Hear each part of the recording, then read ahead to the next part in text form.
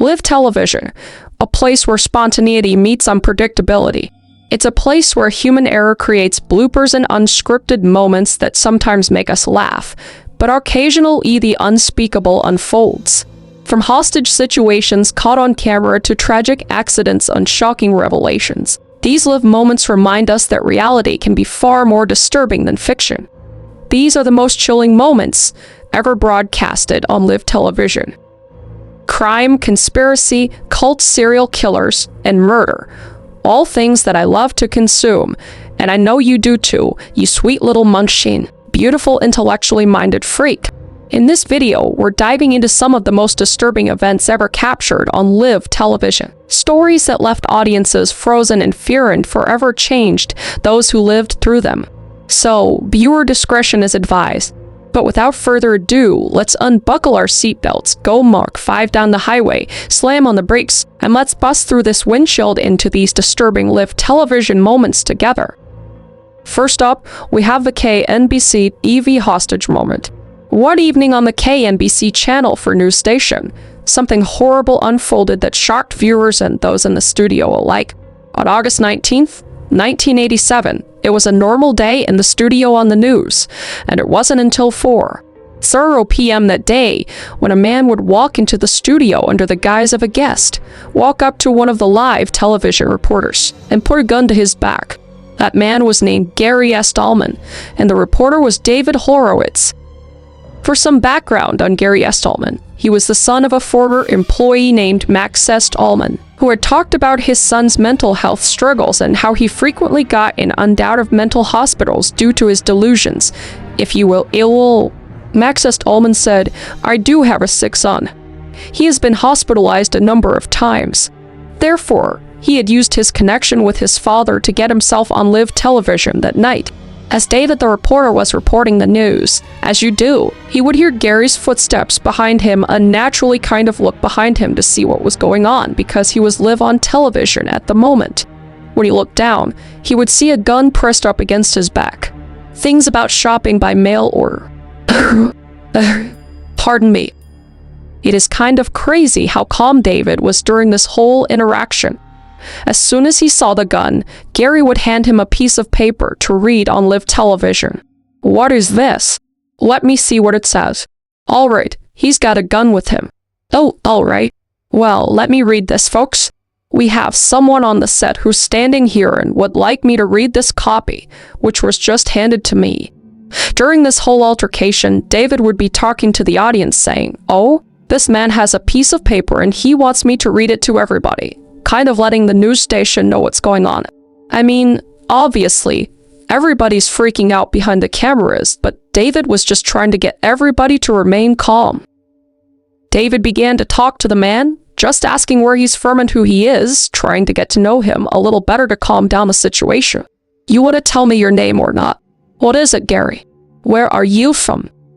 After around 28 grueling seconds, everyone watching, scared and terrified at home, saw their TVs turn to black. The live feed had cut out at this point, but David and Gary did not know this at the time. This was good because Gary had a gun to his back and he still needed his message read out to the world.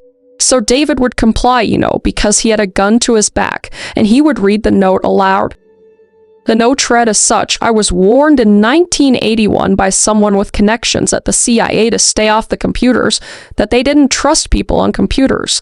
When I began receiving disturbing calls from my parents, which led me to believe that something terrible was going on. I was then forced into a mental hospital in Tallahassee, where I learned that my brother-in-law had been driven insane in the same manner that someone was trying to do to me. Just gibberish, essentially. Nothing that would have, done anything to audiences. But thankfully, the news network had cut the feed, so he was literally just reading it to the people in the studio at this point." But again, Gary didn't know. After David finished reading the paper that Gary gave him, Gary would put his gun down on the desk very calmly, and then the other reporter, John Beard, took the gun away. Gary was pulled off the stage and tackled to the ground. Gary would later tell the police that he never meant to harm anyone, and the pistol that he was holding against David's back was actually just an unloaded BB gun. Those grueling seconds on the air had everyone tensed at home.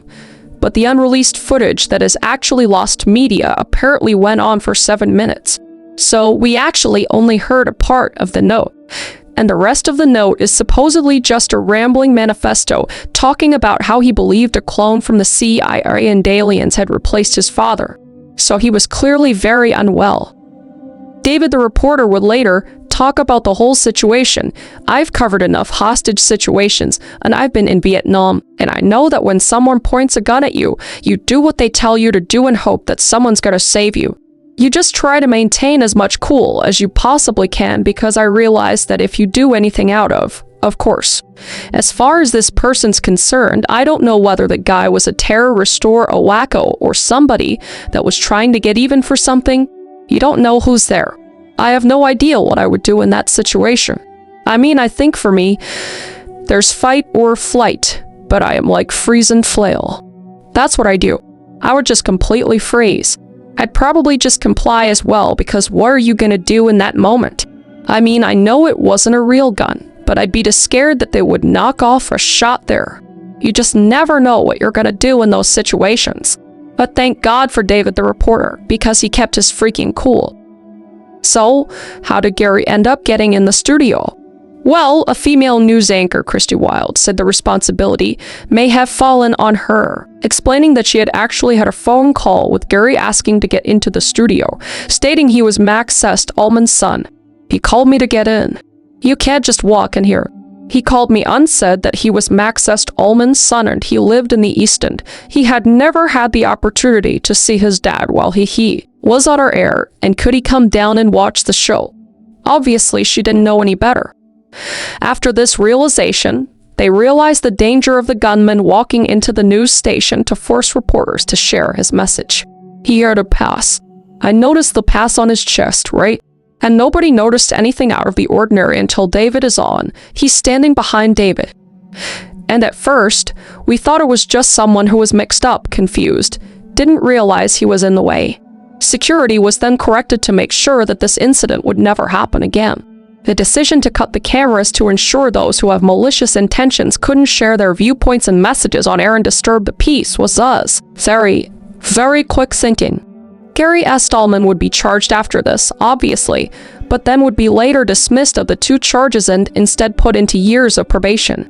He would then be sent to an undisclosed mental facility, where he supposedly still is to this day. That is it for the KMBC Live TV moment, and we move on to Tommy Cooper. Tommy Cooper was a renowned comedian and magician, and he would get his debut and start of his career after showing up on the BBC show New to You in March 1948. And I went to a chemist. And I said to the man who's behind the counter, he was right down behind. I couldn't see him. I said, "Excuse me," I said. "Have you got anything for hiccups?" I said, "Excuse me." I was a bit harsh. "Got any for hiccups? Got any for hiccups?" And he jumped up and he hit me right across the face with a clock. I said, "What did you do that for?" He says, "They've got hiccups now, have you?" He was best known for his mix of magic and comedy, 2 of my favorite things, usually doing tricks that looked like they had failed, but would reveal, in fact, they had not, as an operation of empty cloth for live ducks. This would bring him countless success and frequent bookings with a successful career of over 40 years of entertainment. However, in a biography of Fisher, people agreed he was not a very kind man, despite his very happy comedic demeanor. He was known to be quite tight in the show business. In one story, it states that instead of paying a taxi fare, he slipped a tea bag into the driver's pocket telling him to have a drink on me, which is pretty funny to me. I mean, listen, I'm gonna steal that joke, but I will not use it as a substitution for money. I'll pay the person, but then also give him a tea bag and say, "Have a drink on me," because that's funny. And I also won't put it in their pocket because that's a little weird. But it's not cool to do. Anyway, in the 1970s, he would fall into an addiction to alcohol that would further erode his character, becoming less professional, and even club owners stating that he would stiff them, meaning he would either rush his performance or show up late. After suffering from multiple issues such as lumbago and bronchitis and even bad circulation in his legs, he put down the bottle a little bit. However, he still was heavily smoking cigars, and reportedly 40 a day, 40 cigars a day. This was obviously a serious pain on his health and would lead to his undoing. On April 15th, 1984, Cooper would book a show at Her Majesty's Theatre in Westminster, London to be exact, and it would be live on weekend television for the show live from Her Majesty's. Before the act began, he asked his assistant to put on his cloak, and while buttoning the coat, he began to stumble and eventually fell completely. The audience started to erupt in laughter, obviously assuming it was part of his act because his whole act was that his magic tricks would fail and eventually he would show that they actually worked. His whole shtick was that he was very clumsy and failed and forgot things, so the audience thought that that's what was going on. He would continue to slump over more and more, eventually letting out a growl, which is what people do when they're having a heart attack or stroke.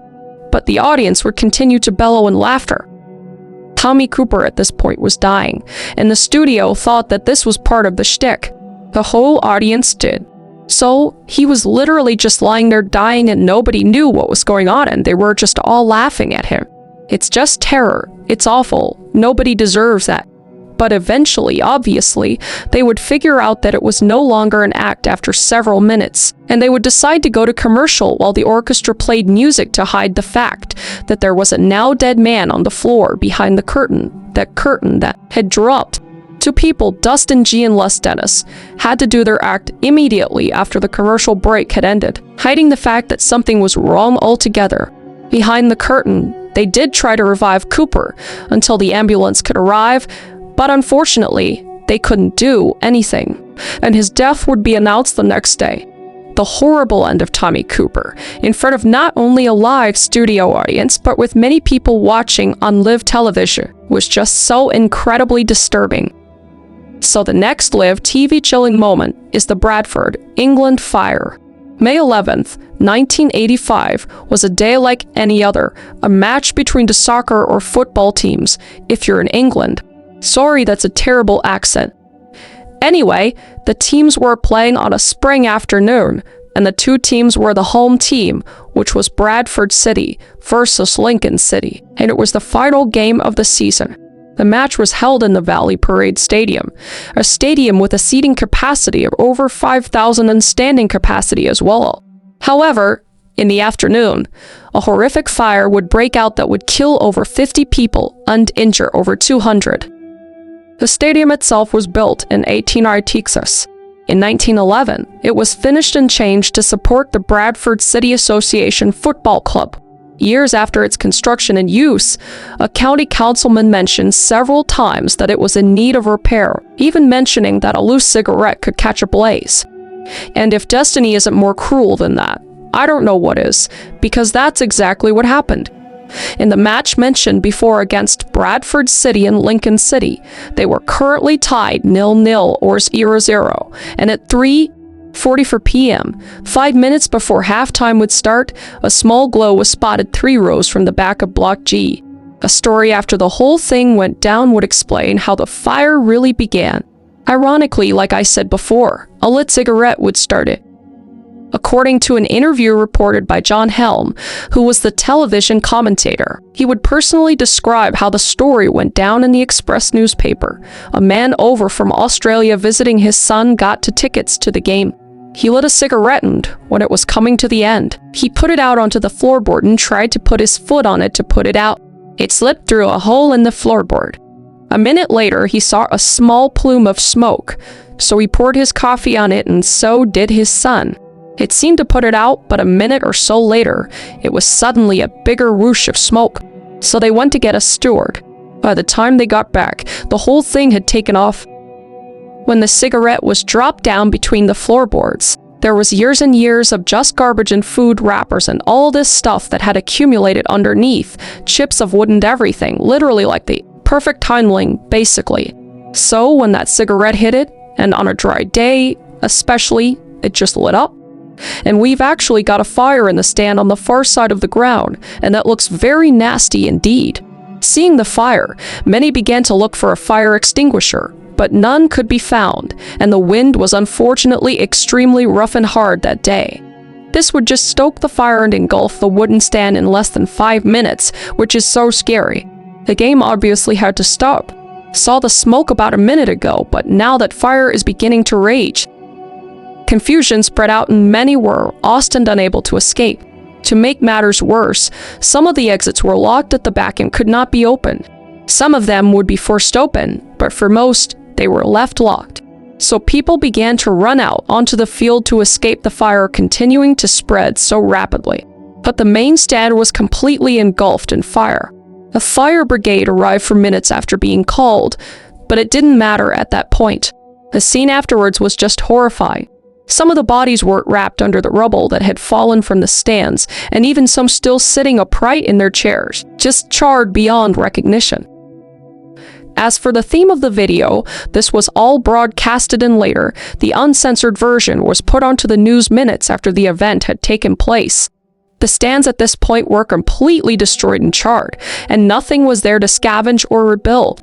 Some of the survivors that had injuries, which is around 265 people, obviously had to be treated, but they were also still wearing the clothes that had caught on fire. All these people were broadcasted as well. Is your coat still? Yeah. How bad did you get? Badly burnt. I've got very bad and on my back as well. It was just overall a completely horrifying situation. I mean, these people went to this football game to enjoy the game and have a great day, and within 5 minutes, 50 people lost their lives, over 200 people were injured, and a stadium was completely engulfed and burned down. And at the moment there is calm, but most of the people on the pitch simply can't believe it. They just do not know what to do or where to go. The heat, the blaze is quite astonishing. And look at that for a picture. It's the saddest sight one could imagine. Afterward, cigarette smoking was completely banned in any stadium with wooden seats, so that this would never happen again, obviously. The club was then marked to thirds responsible, and the city council 1/3 for their misuse and lack of precautions to fire safety, which is fair enough of precautions to fire safety. My heart goes out to all the families affected by that. I know it was a long time ago, but still, it's just terrible. But it does bring us to our next live TV chilling moment, which is Blue Blazer. If you were alive in the 90 seconds, you were probably watching prime television, and for the wrestling fans, they were all watching WWE, which was actually WWF before. However, something horrible would happen just at the end of the 90 seconds. On May 23rd, 1999, professional wrestler the Blue Blazer would perish in a horrific way, not only in front of a live audience, but on live television as well. The Blue Blazer was known by a few nicknames, the Blue Angel and the Rocket, but friends knew him as Owen Hart, a man born in Alberta, Canada on May 7th, 1965.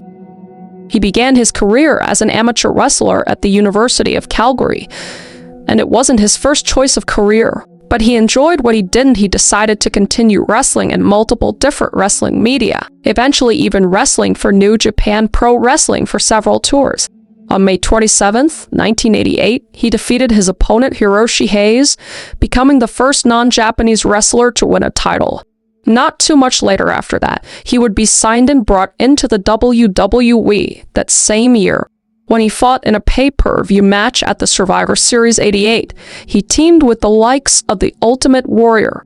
It wasn't until March 11th, 1989, that he would fight against Mr. Perfect in WrestleMania 5, where then he would decide to take a little break from the WWF. It was in 1994 that his career would skyrocket as the Blue Blazer would become more of a villain, if you will. Why was he the villain, you ask? Well, he would be going against his older brother, Bret Hart. This was caused by him messing up a team match alongside his brother, but the mess-up involved his brother getting eliminated in the crowd booing Owen. Later on in a different match, Bret was supposed to tag in his brother but didn't, allowing the match to stop, and in anger, Owen would kick his brother's leg. This seemed fake, but behind the scenes, he was truly angry at his brother and actually kicked him. Owen is obviously rather being mad at his brother one more time. It's obvious to me. Eventually, he would go against his own brother in WrestleMania 10, where he would win against him. So he would stay in the WWF and continue his successful fights, now cemented as a popular wrestler in the community. After years and years of fighting and gaining success and skyrocketing in the WWF, one match would completely ruin it all. In 1998, Owen would bring back his iconic blue blazer persona almost as a bit as a fallen superhero. They decided at the Over the Edge pay-per-view event on May 23rd, 1999. Owen Hart would be lowered by a set of harnesses to grapple line to almost fly into the ring. This was done at the Kemper Arena for a match against another wrestler, the wrestler being called the Godfather.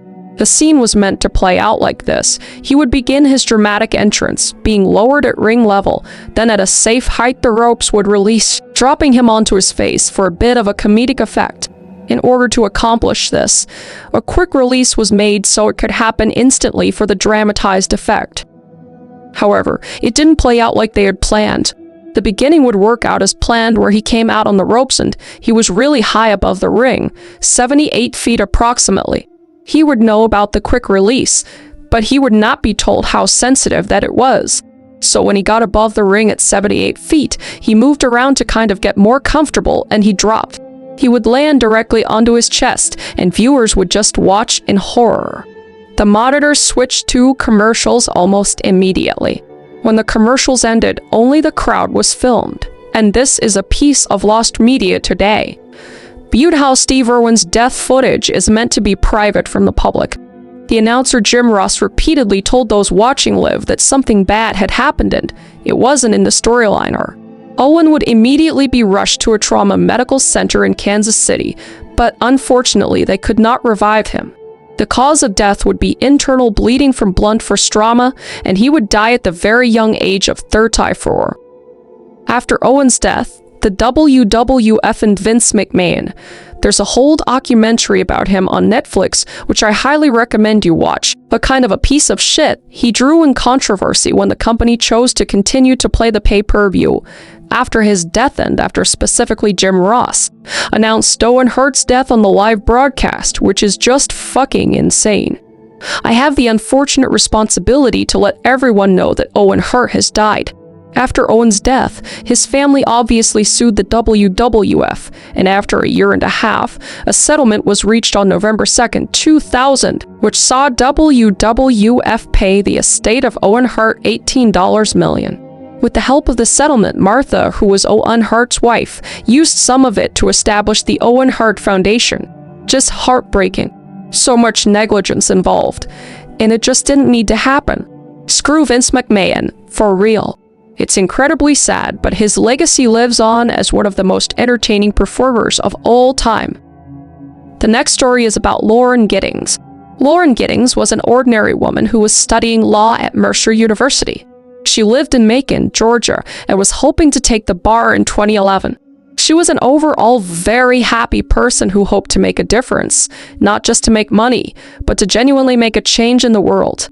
She was hoping to become a public defender to help those less fortunate who couldn't afford the top help that they needed to. Just an overall angel, if you will. However, before she could take the bar, she would vanish without a trace. Her family, obviously worried about where she went, called the police and an investigation started. On the same day that she had gone missing, June 30th, her torso was later discovered. Officers decided to check the sewers, hoping to find the rest of the body to truly identify if it was her. Police are now searching storm drains near Lauren Giddings' apartment for clues in the Lograd's apparent murder. The city engineering department joined the homicide investigation to help navigate the city drains. Supposedly, the torso had been hacked off by a saw of sorts, and her body was cut into pieces, but no other parts of her were found at the time. The media jumped on this case immediately and began to report on the story, talking to her neighbors. One of those neighbors was Stephen McDaniel, and he would talk about how Lauren was his neighbor and that he was really worried about her, stating no one had seen her since Saturday. The person that was living there, yeah, Lauren was my neighbor. We're just trying to find out where she is at this point. I mean, no one has seen her since Saturday. The last time anyone heard from her was an email that she sent out, and then no one's heard from her since. He did know her pretty well, given the fact that they both graduated from Mercer back in May. The interviewer would then ask him about how they found her body in the parking lot nearby and about the torso that the police had found in a garbage can nearby, and Stephen would then have a reaction that was interesting to say the least. What about, in the parking lot area? I know they've been doing a lot of. I think that's where they have recovered the body, or whatever they recovered from their body. Have you heard anything? Have you seen anything there? Had you seen anything there? I mean, we don't know if this is the same person. You know what I mean. Like, they took out a body there earlier. We don't know if it's the same person or not. That's why we're trying to ask people if they know who lived there. Are you okay, sir? Are you okay? I think I need to sit down. Okay. Seemingly shocked and almost nervous, tensing up and at a loss for words. I mean, he just found out that somebody he knew pretty well just died and that her torso was found in the garbage. The reaction is pretty understandable, and this would be an obvious reaction to anyone close to her, a friend, a mother, etc. After this initial reaction, McDaniel would walk to the side and sit on the curb, composing himself before returning back to the camera to continue the interview. I don't know anyone that would want to hurt her. She was as nice a person as there is. He would then start rambling about who would want to hurt her, and she was just nice to everybody. This was only really suspicious to those who are more experienced in examining psychological responses. Usually it's a sense of denial or anger, and this is what made him a suspect. Later, Stephen would go to the police station to give a statement. Anyone brought to tears from their neighbor and friend's death would be important to discover some clues, obviously. But this interview was very long, supposedly lasting 12 hours, and during the interview he said interesting things. They noticed he had scratch marks on his body. Show me that scratch again that you showed me earlier. What did you say happened there? I think I scratched myself in my sleep, to which he claimed he did to himself while he was sleeping. Don't we all? But despite the constant accusations and questions, Stephen would not confess. He would, however, get arrested for burglary, supposedly stealing condoms from nearby units that he lived near, which is a weird thing to steal, but okay. They decided to investigate his place thoroughly because they're thinking he's a fucking weird dude at this point who steals condoms, eventually stumbling upon a USB drive. This device would have recordings of Lauren's apartment, one of them recorded on the night that Lauren disappeared and supposedly died. They would also find a hacksaw with blood on it, guessing it's Lauren's blood, obviously. So the evidence was substantial and definitely enough to build a case around Stephen McDaniel. In August of 2014, he was charged with her murder, and he would state that he used the master key to gain access to her apartment where he would strangle her and dismember her in the bathtub bowl. He had a very obvious obsession with her, unhealthily obsessed, obviously. The news would report his charges. 25-year-old Stephen McDaniel is charged with felony murder tonight. That's according to the inmate search on the Bibb County Sheriff's Office website. McDaniel has been a person of interest in the murder of Mercer Law grad 27-year-old Lauren Giddings that happened on June 30th. At this time, we cannot confirm he is charged in this particular incident. However, McDaniel has been the focal point in this case as Giddings' neighbor at the Barristers Hall apartment complex in downtown Macon. Watching that interview back, knowing that he's the murderer is incredibly chilling. Just knowing that he got caught. What about, in the parking lot area? I know they've been doing a lot of, I think that's where they have recovered the body, or whatever they recovered from their body. Had you heard, had you seen anything there? Stephen obviously got arrested, went to jail, but he has tried to get out multiple times, even representing himself in court Ted Bundy style, which is just cringe. But thankfully he is still behind bars, and today he is located at the Hancock State Prison in Georgia. Out there, bitch. The only silver lining in this whole story is that if the news had not been filming that day and had not interviewed Stephen, he may have never been found. But that is all for today's video.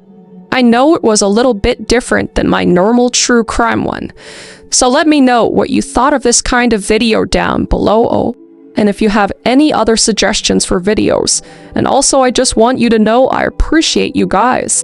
I've been really loving doing the true crime type content, so I appreciate you guys watching it Always want to hear what you want to see down below. On June 30th, 1999, in West Alton, Missouri, a woman was driving along a road near Route 367 where she spotted something in a nearby cornfield, so she stopped, got out of her car and approached the field, and to her horror, she would discover a body face down in the dirt wearing filthy jeans and a stained shirt, and the body would eventually be determined to be Ricky McCormick's. But it wasn't just the state of his body that would shock and puzzle investigators, it would be what they found in his pockets: crime, conspiracy, cults, serial killers, and murder, all things that I love to consume, and I know you do to you sick, twisted, beautiful, intellectually minded freakin'. Today we are talking about a very troubling and puzzling case with a lot of twists and turns and ciphers, so without further ado, let's unbuckle our seatbelts, go Mach fight to the highway, slam on the brakes, and bust through this windshield into this troubling case together, alright? Here is the original English text from your transcript, with added punctuation, periods, commas, question marks, dashes, quotes, etc. For natural sentence breaks, pauses, unreadability, while keeping every single word and content exactly as provided. No additions, no removals, no rephrasing. On June 30th, 1999, in West Alton, Missouri, a woman was driving along a road near Route 367 when she spotted something in a nearby cornfield, so she stopped, got out of her car and approached the field, and to her horror, she would discover a body face down in the dirt wearing filthy jeans and a stained shirt, and the body would eventually be determined to be Ricky McCormick's. But it wasn't just the state of his body that would shock and puzzle investigators, it would be what they found in his pockets: crime, conspiracy, cults, serial killers, and murder, all things that I love to consume, and I know you do to you sick, twisted, beautiful, intellectually minded freakin'. Today we are talking about a very troubling, unpuzzling case with a lot of twists and turns and ciphers, so without further ado, let's unbuckle our seatbelts, go Mach fight to the highway, slam on the brakes, and bust through this windshield into this troubling case together, alright? Let's take a brief moment to talk about something I don't usually talk about, but I actually really love, and that's makeup. Honestly, I used to dread my morning routine. So many products, so many brushes, and somehow I'd still end up looking cucky or just not good. Then I discovered Jones Road Beauty, and everything changed. First of all, their Miracle Balm is honestly incredible. It's a highlighter, bronzer, blush, and lip tint all in one, so no brushes needed. Just dab it on with your finger, blend it for like 10 seconds, and you're done, and it gives you this natural dewy glow that looks like you just a little bit enhanced. But I can literally be out the door in under a minute looking put together, and here's what I really love is that all their formulas are clean and actually good for your skin. Cause I have really sensitive skin, so that matters to me a lot. No phthalates, no sulfates, no junk. It nourishes your skin instead of clogging it. And for a limited time, my listeners get free shimmer face oil with your first purchase when you use code KMK at checkout, so head to Jones Road Beauty. Comment use code KMK, so let them know I sent you, and enjoy your Jones Road Beauty. Thank you so much to Jones Road Beauty for sponsoring this video, and let's get back to it. Ricky McCormick was born on June 14, 1958 in St. Louis, Missouri, to Charles McCormick and Frankie Sparkson. They were a working-class family doing their best to get by, and not much is known about his siblings or the rest of his extended family.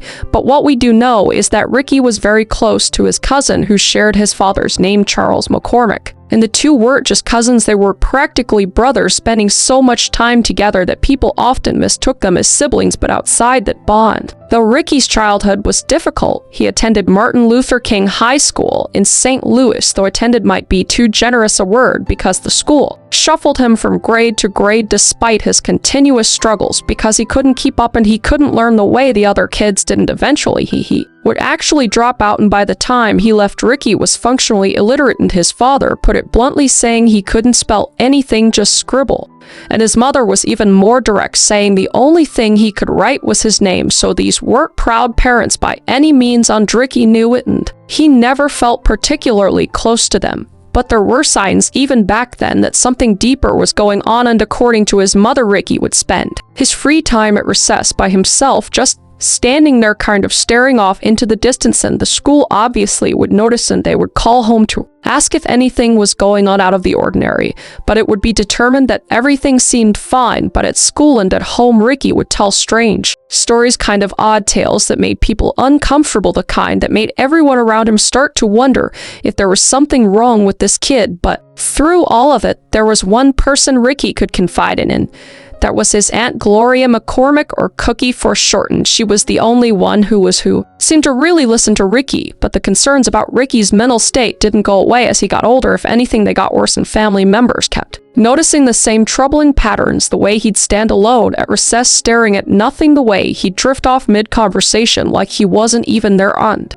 Eventually, whether from the school's recommendation or the family's own growing worries, they sent him to see a psychiatrist, and the findings were a striking end. According to Aunt Gloria, or Cookie, the psychiatrist described it like Ricky had hit a brick wall in his mind. He was trapped behind it, didn't want to stay there. Didn't want to live the life he was living, but he couldn't or wouldn't break through, and the psychiatrist's explanation was simple, quote, he didn't like the life of living poor and had an active imagination, unquote. So a kid growing up with nothing, dreaming of something better, like escaping into his own head, because reality wasn't offering much, but his family saw it differently. It wasn't just a kid dreaming. His own mother would regularly call Ricky, quote, unquote, retarded. Which, yes, it was much different times back then, but I mean, imagine your own mother calling you that. I mean, yeah, that's not nice. And his cousin Charles noticed it, to those saying Ricky would talk like he, quote unquote, was in another world, like he was somewhere else entirely, even when he was standing right in front of you.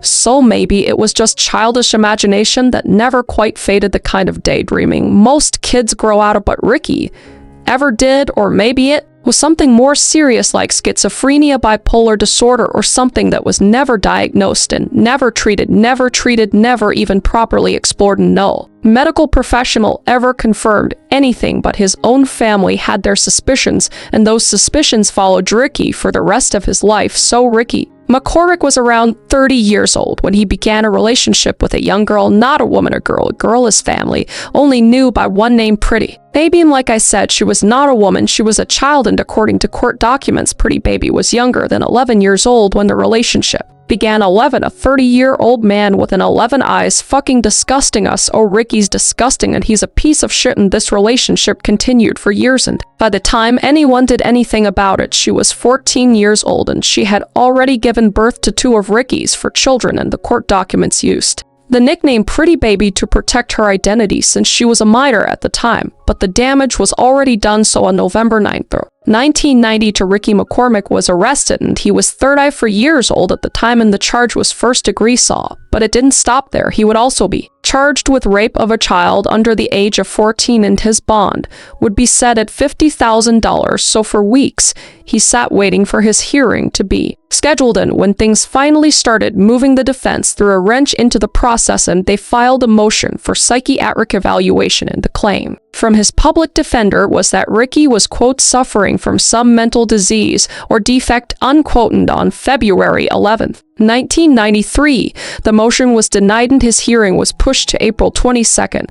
But this time, the judge granted the request, and Dr. Michael Larber, a local psychologist, was brought in to evaluate whether Ricky was fit for trial or not. So months would pass, and finally in July, the evaluation would come back that Ricky McCormick was fit to stand trial. And on September 1st, 1993, standing before the court, Ricky pleaded guilty to first-degree assault, so he would be sentenced to 3 years in prison at Farmington Correctional Center. And I think 3 years is way too fucking low, but what do I know, for taking advantage of a kid, my god, and he wouldn't even serve that entire time, cause Ricky McCormick walked out after just 11 to 13 months and released on conditional terms, whatever the fuck that means. So now free Ricky just fell back into the only life that he knew, which at this point, because he got arrested, was all low-paying jobs like a floor mopper, a dishwasher, a busboy, and eventually he landed a gig as a service station attendant at a Amoco gas station on Chateau Avenue, and these jobs weren't meant to support him entirely. They just filled in the gaps that his disability checks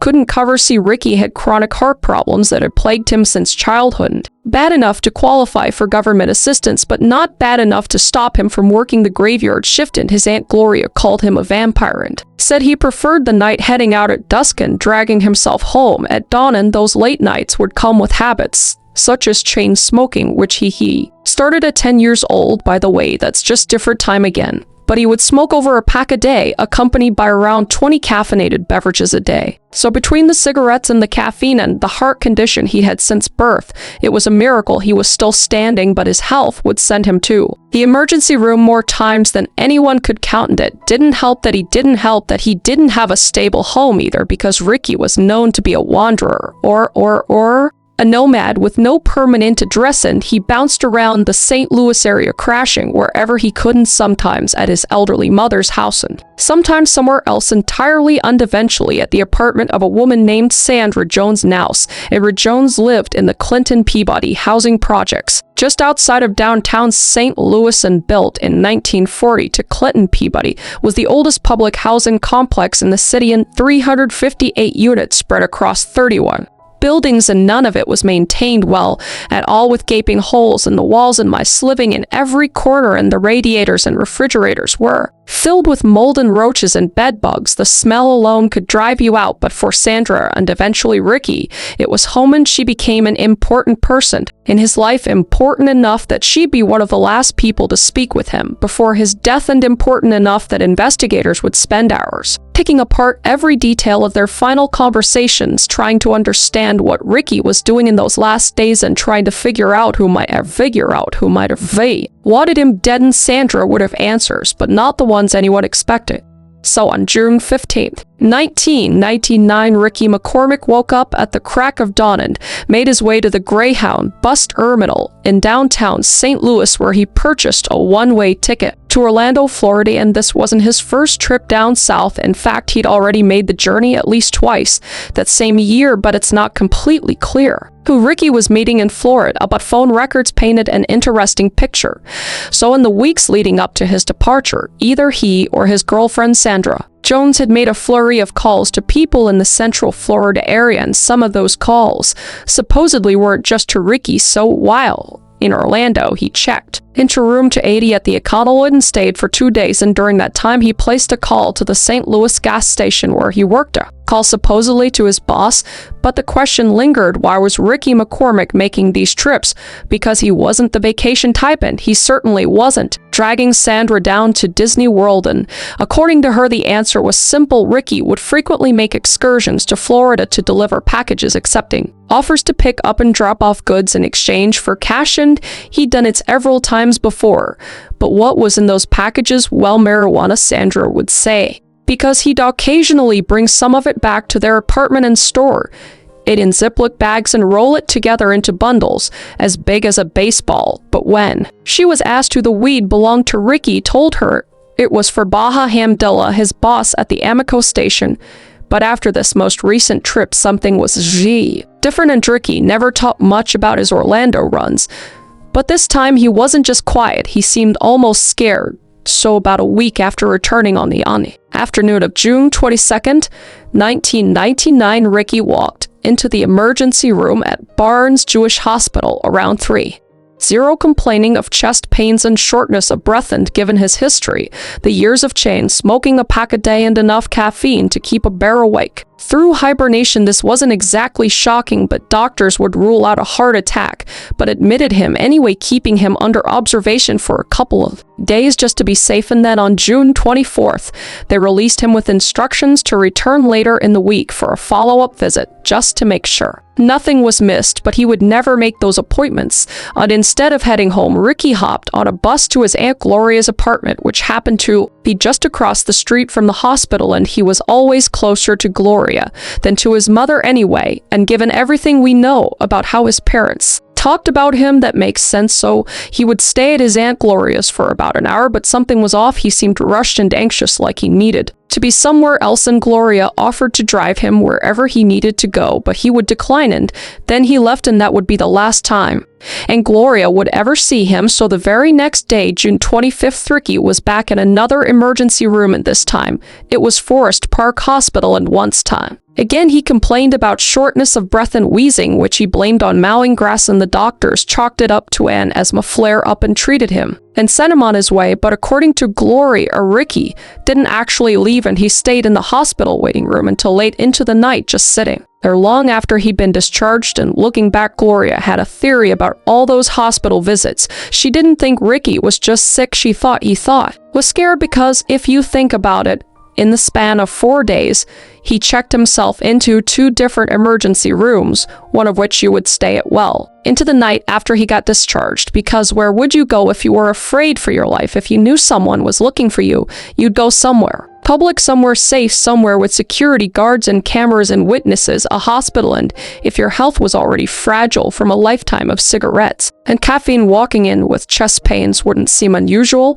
And also, maybe Ricky wasn't running to the hospitals, maybe he was hiding in them. And when he finally left that waiting room on June 25th, he had nowhere left to hide. And on June 26th, 1999, Ricky called Sandra Jones around 11:30 in the morning, and he told her he was out of the hospital and on his way to a Moco gas station to grab some food, which is a detail later confirmed by an employee who saw him there, and that phone call would be the last conversation Ricky McCormick ever had with anyone that we know of. So no more calls, no more sightings, and no more witnesses. And according to medical examiners, Ricky died just hours later, but his body wouldn't be found for days. So on June 30th, 1909, a woman was driving along a stretch of road near Route 367 in rural St. Charles County when something in a nearby cornfield caught her eye, so she pulled over, got out of the car, and walked closer to get a better look, and what she found horrified her because it was a man lying face down. The dirt, his body already decomposing in the summer heat, so she called authorities immediately, and just like that, the cornfield would become a crime scene. And when investigators arrived, they found a scrawny figure dressed in filthy blue jeans and a stained white t-shirt and a 5'6" frame that had clearly been there for a while, because his face was too deteriorated to even identify, so they'd have to rely on fingerprints, and that's how they confirmed it to be Ricky McCormick, dead at 41 years old. But the state of his body raised immediate questions, because although he'd only been dead for an estimated 3 to 4 days, the decomposition was far too advanced. His fingertips, for example, had completely rotted off just below the top knuckles and were lying in the weeds beside him, and medical examiners reported that only 72 pounds of bone and flesh remained, and that's not normal, not even for June in Missouri, not even with the heat and the insects. So some investigators began to suspect this wasn't natural decay, and they theorized that whoever killed Ricky might have deliberately kept his body in a high-temperature environment before dumping him, accelerating the decomposition and destroying evidence and covering their tracks. And if that's true, this wasn't just murder, it was calculated and premeditated. It was murder in the first degree, cause it seems someone wanted to make sure the cause of death could never be determined, and it worked. And the location itself was significant because this desolate stretch of land between Mississippi and the Missouri rivers had been a dumping ground for bodies for years, which is horrifying to think about. Remind me never to go there. But multiple murder victims over the years had been dropped off in this exact field, so this wasn't a place where people died by accident. And there was another problem. Ricky McCormick didn't own a car, and as you can recall, he relied on public transportation his entire life, constantly going on 2 Greyhound buses, yet there was no bus stop anywhere near where his body was discovered, so someone had definitely driven him there or driven his body there, and the St. Charles County Medical Examiner's Office ruled the cause of death as undetermined. But the story got stranger from there, and some investigators initially claimed Ricky had an injury to his head, only to walk it back the next day, saying the body was too decomposed to make that determination, and they said they couldn't find a motive, and they weren't even sure it was a homicide, yet they weren't reading it like one anyway. And here's the thing that still gets me after reading this case, is that during the entire time Ricky was missing, not a single person reported him gone, not his family, not his job, no one. So maybe they were used to him disappearing for days at a time, or maybe they just didn't think to worry. But I don't think any of them expected him to turn up dead in a cornfield. But the strangest part of his death wasn't how he got there or even the state of his body. It was what investigators found when they searched his pockets, and what they found were the crumpled handwritten notes covered in incomprehensible jumbled letters, and those notes were taken into FBI custody in July 1999. Tom O'Connor, The commander of the Major Case Squad made Major Case Squad a statement that would define this case for decades, saying, quote, "We worked every lead and not only can we not prove it is a homicide, we can't even come up with a motive for this guy to be dead," unquote. They were, strange to say the least, written on 2 sheets of lined paper. It totals more than 30 lines, and they were composed of cryptic blocks and capital letters, numbers, dashes, and parentheses, and the notes were then folded and tucked into Ricky McCormick's pockets, and it was very strange to the untrained eyes. However, to a crypt analyst, it was code. The letter combinations would appear multiple times throughout the note. The engrams, if you will, they are sequences of words or characters that go in a particular order and to G from the sentence. This is a sentence would go this is a sentence, which is a bit confusing. I know we're not code crackers here, so I'm not gonna like to fully explain it to you. I don't even understand it fully, to be honest, but the engrams and the code DES, EP, RRSC, and DEN, CBE are the most common and repeated patterns in these notes, and there were lots of letter E scattered in both notes, and some segments are circled as well, leading some to believe that it could be a to-do list with the circled portions being marked as a completed task, and looking at the notes, it doesn't feel like it would be left for investigators to find or left as a code to solve a murder, but instead it seemed like Ricky McCormick wrote it himself as a reminder. And then Olson, the chief of the FBI's crypt analysts on record tearing records unit, would later state that with the amounts of E's in the code, they could be used as a spacer instead of a word. But for nearly 12 years, the case would go cold, with the strange notes hidden from the public eye and sealed away the FBI archives. But finally, the FBI would feel overwhelmed and hit a dead, and even with their best men on the case, completely unable to crack the code. So before turning to the public, a secret meeting at Niagara Falls would take place, and the FBI wanted their help, and the FBI wanted their help, and the FBI wanted their help. Let's take a brief moment from the video to confess something, and by something I mean not making an appointment when you should. You know that doctor's appointment you've been putting off 4, 5, 6, 7 months, a year. Well, I'm not doing that anymore, okay? We're using ZOC Doc. Thank you to ZOC Doc. Thank you to ZOC Doc for sponsoring this video. Now, ZOC Doc is a free app and website that helps you find and book high quality and network doctors so you can find someone that you actually love. We're talking over 150,000 providers across all 50 states, from dermatology, dentistry, primary care, you name it, and you could read thousands of the verified patient reviews, see real in time availability, unbook instantly, so no playing phone tag with the doctor's office, and appointments typically happen within 24 to 72 hours, and sometimes even the same day. And I've personally been using ZOC Doc, as you guys know, for over a year now, and it's been a game changer, because finding a doctor I actually like used to feel impossible, but now it just takes me minutes. So stop putting off those doctor's appointments and go to ZOCDoc.com/cam to find and instantly book a doctor you love today. That's ZOCDoc.com/cam. Thank you so much to ZOC Doc for sponsoring this video and supporting the channel, and let's get back to it. So in 2009, the American Crypt Association gathered for their annual convention in Niagara Falls, Ontario. However, this meeting would be unusual, as the encrypted notes were from a dead man named Ricky McCormick, and when the FBI called the McCormick notes one of the hardest cases they've ever dealt with, up there with the Zodiac Killer. They were not Tiller.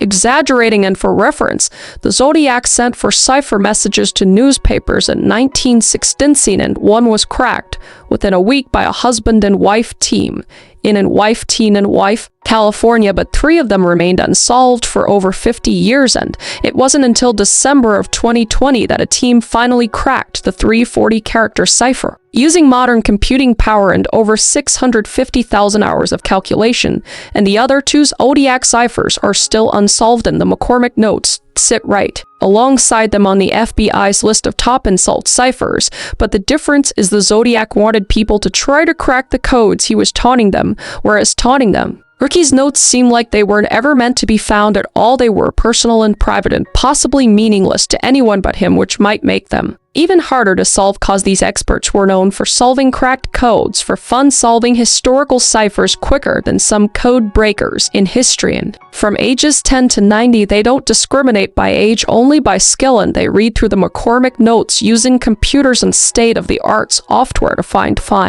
Any patterns on 15 to 20 investigators were brought in to crack the code, but all of them failed, and the FBI was right along there with them, turning to them for help due to their own experts stumped, because it was a cipher they knew nothing about and they had nowhere to go, not a single step in the right direction. So, if it was Ricky, was it a code that he came up with himself? He may have created his own language and grammar and vocabulary, and on top of that, he could have then turned it into a cipher to further disguise it, so like 2 layers of protection, and that's what makes this code potentially unbreakable. See, most ciphers can be cracked because they follow rules, patterns that repeat, and substitutions that stay consistent and give it enough text, enough time, and enough computing power. Patterns start to emerge. But if Ricky created his own personal language, first assigning meaning to letters and symbols that only he understood, and then encrypted that with another layer of coding you need to keys to unlock it, the cipher key and the personal language key, so without which keys, knowing what the underlying language, even as you can't begin to crack the code, it's like trying to translate a foreign language you've never heard of into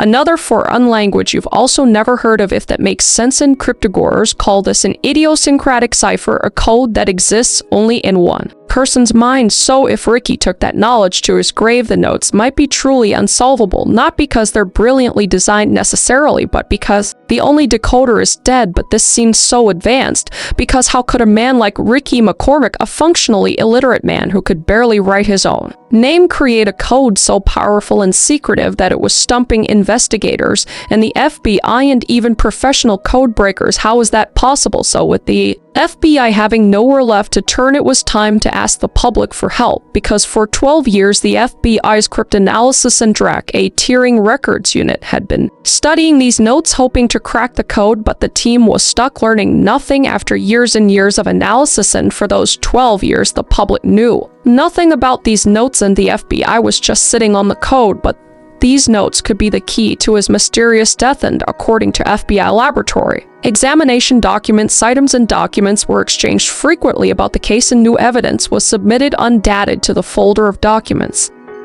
But seemingly they were hitting bumps and names aren't shown, but new people were taking a crack at the code yearly. On an attempt in December of 2010 stated that all attempts to decipher the symbols were unsuccessful, and one message was when evidence was exchanged in November of 2001 they delayed it indefinitely, stating that due to the terrorist incidents in New York City, Pennsylvania, and Virginia, they would not be examining this new evidence. And finally, on March 29th, 2011, the FBI did something very strange. They asked for help, and Dan Olson, chief of the Bureau's Cryptanalysis and Racketeering Records Unit, disclosed the existence of the 2 pages of written encrypted notes found in the pocket of Ricky McCormick's jeans. And finally, since the case had gone cold, the FBI officially stated that Ricky McCormick had been murdered, and according to documents, examiners surmised that he was killed by a cut to his throat.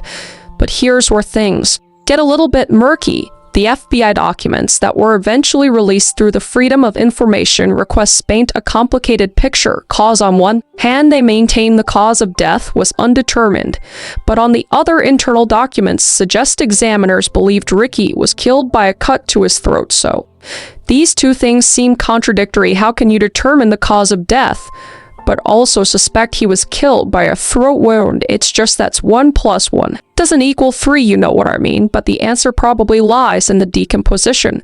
Cause medical examiners might have seen evidence suggesting trauma to the neck, but with the body so badly decayed they couldn't definitively prove it wasn't caused by something else like decomposition or animals. The fall when his body was dumped, etc. So officially undetermined, and officially they had their suspicions. And when the FBI finally went public in 2011, they made one thing clear: Ricky McCormick had been murdered, and the undetermined cause of death didn't mean natural causes, so it meant someone had successfully hidden how they did it. And according to Olson, the experts had used a variety of advanced techniques, but despite that, standard routes of cryptanalysis seems to have hit a brick wall, unquote. So to cover the FBI's tail, just in case some super genius figured out the code in weeks, he stated that his team are really good at what we do, but we could use some help with this one. Can't admit to just being like, hey guys, we need help, like we probably already are super close to cracking it, but like I guess we'll let you guys look at it to just in case.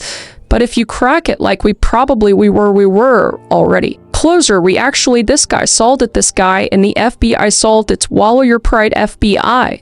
but he would ask the public to look at these notes with a fresh pair of eyes, and that any details concerning cracking the case would be very helpful because his coding system, as we know, was so hard to crack. So if anyone could just crack a small piece of it, the FBI would greatly appreciate the help, but there was no promise of reward or glory. They hoped that the challenge would suffice enough. Yes, bunch cheapskates basically is what I'm hearing, but no matter what the note says, according to den Olsen quote, even if we found out that he was writing a grocery list or a love letter, we would still want to see how the code is solved. This is a cipher system we know nothing about, unquote, and the responses were overwhelming, so much so that the FBI had asked people not to call by phone or send any emails, and they instead created a separate page for the public to have access to in order to upload their evidence or theories, and over 7,000 public comments and theories had poured in with tons of theories of what the notes could mean. However, there was one woman who was known for code breaking, someone who was very famous, Senator Alon Cod Unin, now a Lanka-Dunin, is an expert amateur cryptographer,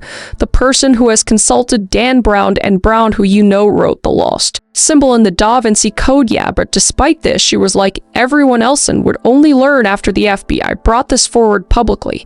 But Alon Cod Unin has some experience with ciphers, having co-authored a book called Code Breaking, a practical guide, and best of all, she had a bit of interest in the Ricky McCormick case to start with, especially since his body was found pretty close to where she lived, and she described the note as something that wasn't random chicken scratch but methodical, and throughout saying, quote, "It feels to me that there is an actual rhythm to it, that there's something that's being communicated, that it's not just random letters being written by someone who is schizophrenic and writing odd characters," unquote. She, however, agreed with the findings of others, stating that it wasn't meant for others to see, it was a personal note, so her theory was good, and other people had commonly agreed on at least two basic theories as to who wrote the note. Theory 1 being Ricky wrote the notes, and according to FBI crypt analyst and Olsen, he had stated he believed Ricky wrote the notes, inquiring that they are, quote, done in more of a format of something written to oneself than something written to someone else, unquote, and the fact that there were circles on the page could imply that Ricky was checking off or selecting things in the list or to-do list of places he was meant to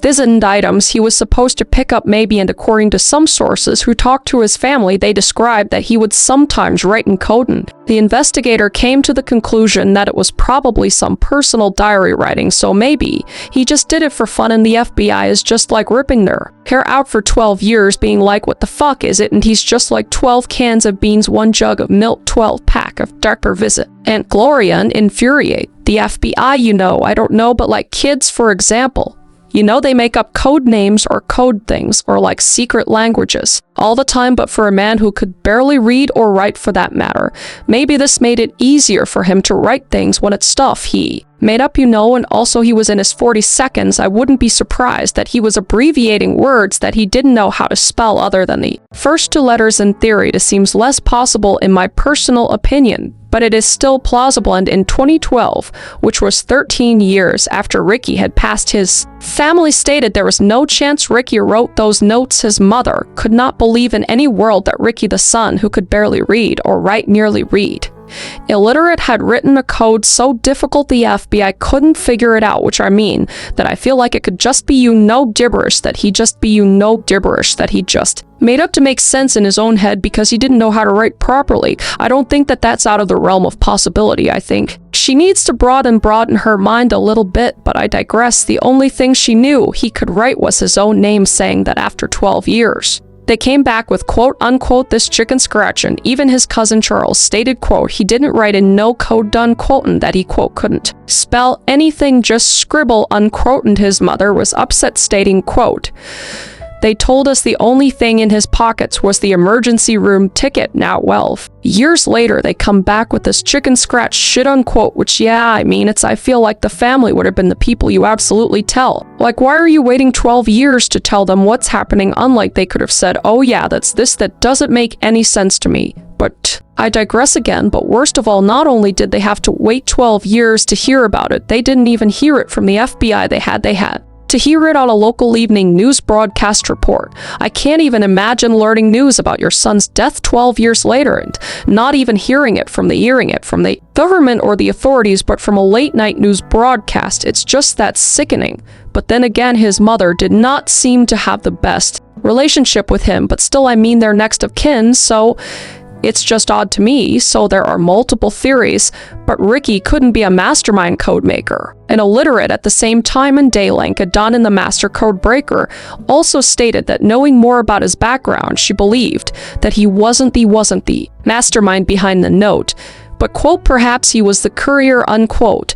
But why would Ricky McCormick be delivering a coded letter, and what type of trouble did Ricky put himself into, and who could the letter be for? Well, there are a few alleged suspects people have brainstormed over the years, but just to set the scene, set the tone, get all the facts out there, none of this information I'm about to state was linked legally to the death of Ricky McCormick, just in case anyone was looking to sue. All right, haha, I'm covered anyway. Gregory Lamar Knox was a major drug dealer who operated in the area in underground Clinton Peabody housing complex where McCormick and his girlfriends, Edward Jones lived. People either knew who he was, or they worked for him, or they ignored him, or they feared him. And according to a March 2001 HUD report, which made it to Congress, evidently enough, Knox was a suspect in court, at least a murder for hire schemes, unquote. And according to police records in the LaSalle Park homes, another area he operated out of, he was the one supplier of narcotics. So this guy was known to deal in these areas and was friends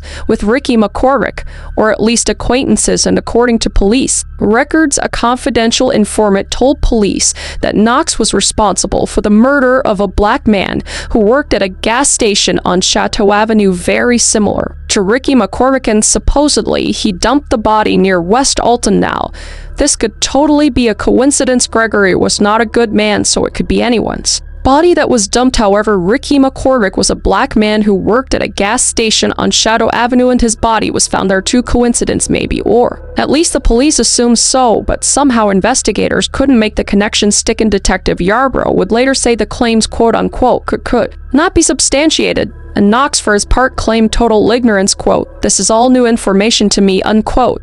He would write from prison, end quote, "I have no information that could help your case," unquote, the perfect non-answer.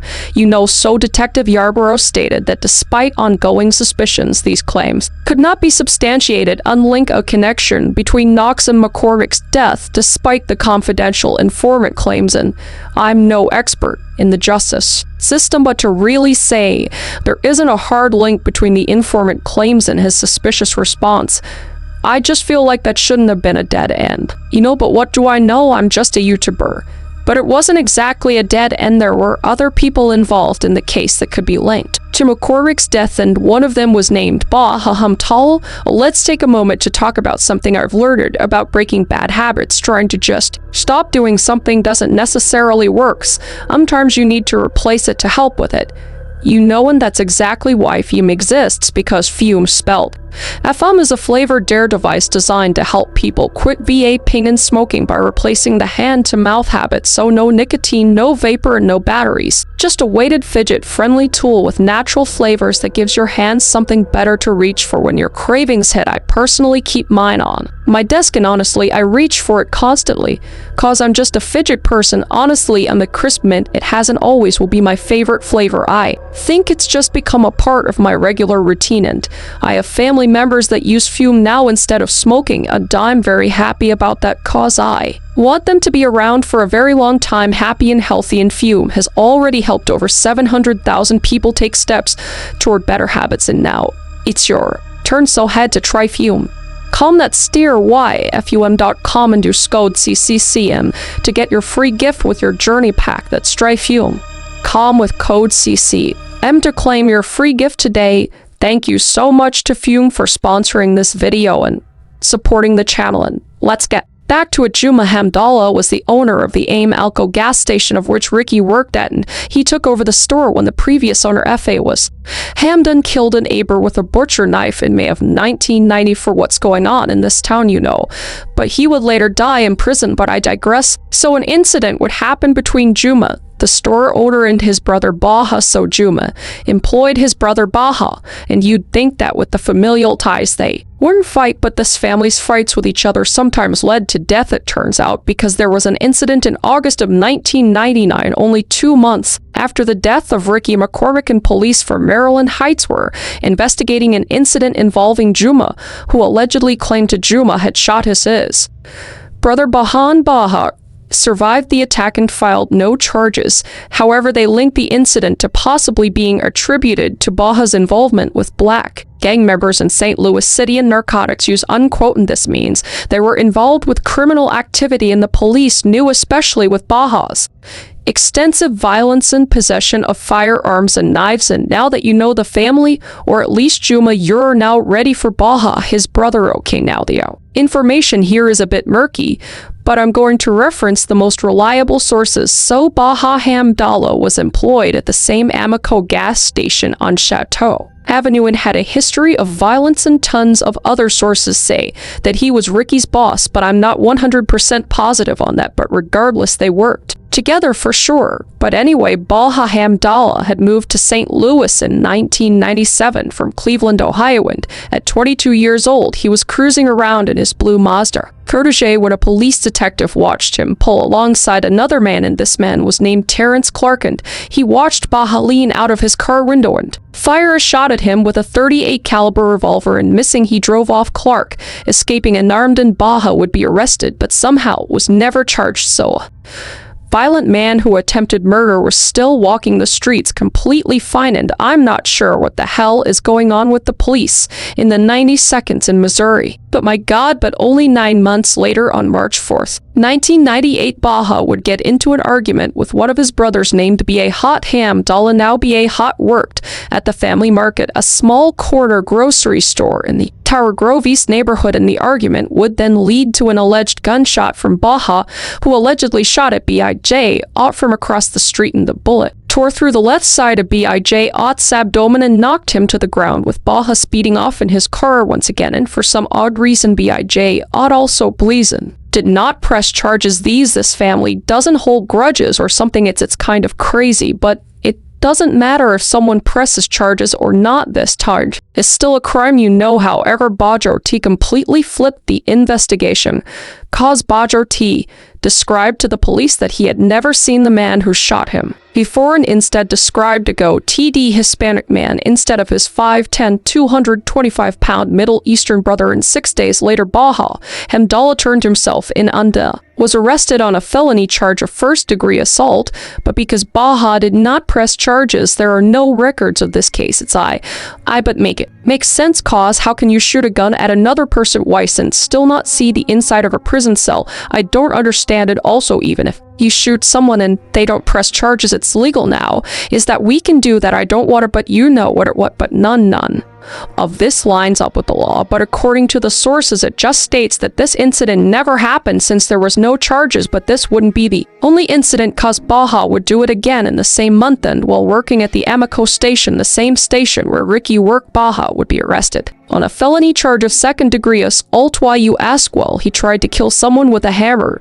This time he downgraded from a gun to a hammer, and the man he supposedly tried to kill was named Elroy Carr, and he allegedly did it with a rusty hammer, and he then told police, quote, "I just figured I take care of this myself," unquote. However, to no surprise, on August 7th, 1998, just 2 weeks before the court case with Carr was going to go to court, Carr was killed, and he was gunned down just a few blocks from the Amoco station, and those assault charges went out the window with them. So Carr's murder was never solved, and the police made no arrests despite informants stating that Carr was killed at the behest of Baha Hamdallah, unquote. But I digress to repeat myself. Ricky McCormick then died on June 27th, 1999. So with this connections, Andrew Jones, Ricky's girlfriend, told police and investigators that Ricky had mentioned he was holding marijuana for Baha Hamdallah, and even believed that the trip down to Florida was for Baha. So obviously police looked into this matter and watched Baha Hamdallah's takeout surveillance investigations, but nothing stuck, and they couldn't prove that Baha Hamdallah was involved. But Baha would slip up and would finally have justice served against him, because on October 13th, 2000, about a year later, Baha was working at Charlie's Food Market in Madison, Illinois, and he then got into an argument with a customer named Robert Stepped Owen. Details are a little bit fuzzy here, but the one we'll go with was that there was a fight for the pistol outside of the store where Baha then shot Steptoe in the face, and with luckily there being a bunch of witnesses, he would be arrested, charged, and found guilty in front of a jury and sentenced to 38 years in prison in September of 2000. To now that murder was obviously Baha. He shot a man point blank in the face. However, in May of 2006 in the Eeks, Illinois court, Hamdalla's lawyer made a mistake and didn't call a gunshot residue expert to testify in prison, and because of this, the court offered a retrial of the case. So with the second go-around, the jury somehow bought the claim of self-defense, stating his version that the gun went off during the struggle for control over the pistol between the two. This is the luckiest human being I've ever heard of. So on May 15, 2008, Hamdallah walked out of the court a free man, and now that he is a free man and no one really knows details about him anymore, but I'm telling you now, watch out for Baha Hamdallah with the Hamdallah fuck with attempts to contact them being unsuccessful by reporters. He lives out his life supposedly in the Cleveland area, attempting to restart his life again. So just to recap, men who were possibly involved in the murder of Ricky McCormick now walk free or have no input in his death, and there are still no answers for these men. And although the involvement may seem obvious, the law turns a blind eye and has no connection with them. So with theories still swarming around, people believed to have found connections or even solutions to his murder, and even better, some people think they know what the notes say, and people had tons of theories about the notes with different ideas and situations that could have caused the note to be created, and we're going to go over a few that I think are the most important and most plausible. And first is the courier theory, and this was a theory that was under Alan Cawdon's hypothesis, where she stated that a note was either written by Ricky or someone else meant to carry a message related to his drug running. So let's say it wasn't Ricky, this would be a code that was used to inform fellow people in the drug trade, while Ricky was only meant to deliver the message alongside the drugs, and this code is called Ideoglossia, which is just a language spoken by two people, and the language could be so basic if you have the notes to translate them. For example, if I say read is the word parallelogramer, you have no idea if that is the translation, unless you knew the code ahead of time. It's just completely made up and completely random, basically, but basically without the cheat sheet you cannot solve it. It's impossible. But this could be the case with the drug dealers pretending they were James Bond, with fucking secret codes being among the few who knew the codes, and if this is true, we will never ever know the translation. However, if this is Ricky's own version as well, we'll never know either, and this unfortunately is the most tragic theory, and I hope it's not the actual answer, because then there's no way anyone will ever be able to solve this and solve the way Ricky died. But the next theory is medical records, and this theory plays both sides, stating that it was either written by Ricky or a nurse, and the theory is that the note is about medical records from the hospital he visited, specifically the Barnes Jewish Hospital. Firstly, if a nurse wrote this, people thought they could be abbreviating or using a version of their own shorthand. Doctors have a shorthand that is very confusing, but a nurse learning might instead abbreviate to help them remember what to inform other nurses or the doctor of aid. And one Reddit user's theory suggested what each word or combination of letters could be describing, and it's very convincing and honestly really well throughout. Like a L's-P or PPITXLYPP, IY and CBE and so on are all procedures patient priority intake. An X-ray priority not covered by insurance, and magnesium within limits to find receive nurse procedure.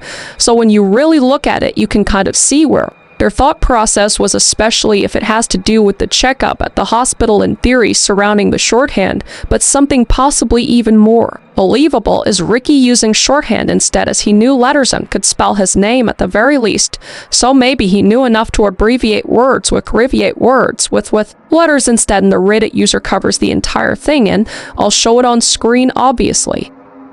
But this seems like a very plausible outcome for his notes because he struggled badly with dyslexia and was borderline illiterate, and in the notes the words are words completely jumbled, and the one of the lines looks like it could be a phone number even on this portion of the words. When you turn your head to the left side look like they read 362, and when people search this number with the 36 to prefix, they found it attributed to the Barnes Jewish Hospital, which treated him, which is very interesting. And there are some other quickfire theories that also exist on the internet that were just short little ideas like VIN numbers for cars that Ricky would work on at the gas stations, and electrical components, serial numbers and medication reminders, and addresses, directions.